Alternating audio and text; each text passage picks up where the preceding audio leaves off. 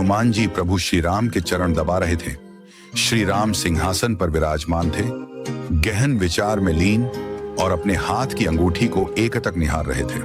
अचानक वह अंगूठी हाथ से फिसल गई और भूमि में बने एक सूक्ष्म छिद्र में समाती चली गई।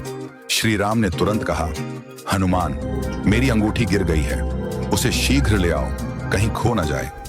आदेश मिलते ही हनुमान जी ने अत्यंत सूक्ष्म रूप धारण किया और प्रचंड वेग से उस अंगूठी के पीछे बढ़ चले। पर यह कैसी लीला थी। हनुमान जी पूरी शक्ति से दौड़ रहे थे, फिर भी वह अंगूठी उनसे दूर होती जा रही थी। वे अनेक बार समूची पृथ्वी का चक्कर लगा आए, किंतु अंगूठी की गति और भी तीव्र होती चली गई। हनुमान जी समझ नहीं पा रहे थे कि यह कैसी दिव्य परीक्षा है। उधर हनुमान जी अंगूठी के पीछे दौड़ रहे थे और इधर यमराज दूसरी बार अयोध्या की ओर प्रस्थान कर चुके थे।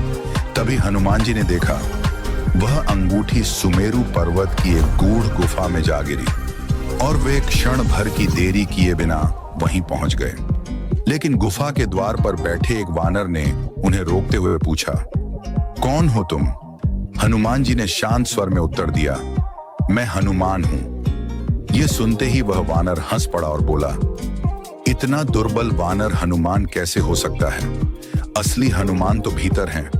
यह सुनकर हनुमान जी स्वयं विस्मित रह गए। उन्होंने भीतर जाने की अनुमति मांगी।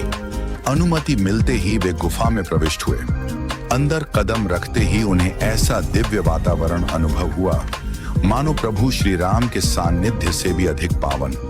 तभी वहां एक अत्यंत विशाल और तेजस्वी हनुमान जी प्रकट हुए और बोले, आइए पवन पुत्र हनुमान, आपका स्वागत है। हनुमान जी ने आश्चर्य से पूछा, हम दोनों हनुमान कैसे हो सकते हैं? तब उस विशाल हनुमान ने कहा, मैं पिछले कल्प का हनुमान हूं और आप इस कल्प के। बताइए किस उद्देश्य से आए हैं? हनुमान जी बोले, मैं प्रभु की अंगूठी लेने आया हूं, वह इसी गुफा में गिरी है। यह कहकर विशाल हनुमान जी ने अंगूठियों के एक विशाल ढेर की ओर संकेत किया और बोले, यहां जितनी अंगूठियां हैं उनमें से जो तुम्हारी है तुम स्वयं पहचान लोगे।